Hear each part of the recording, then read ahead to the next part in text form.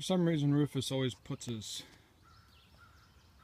trough up against the fence.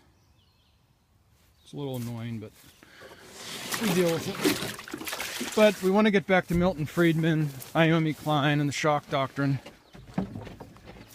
And this book, The Shock Doctrine, there's Rufus. It's not really a great book. It's not a good economics book. It's not a good academic book, etc. But that doesn't really matter. It is the book of our time. I was introduced to it by a military, excuse me, military intelligence officer who spoke of it with great reverence.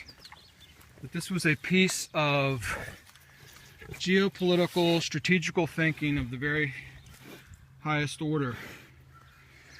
And we don't have a lot of time to dig into it right now because I have a call coming in, but the point here is that Milton Friedman is not an economist. He's a political philosopher. He's a moral philosopher. A lot like Rousseau. And as we stare at our giant hog, Friedman wants to return us to a state of nature, like Rousseau.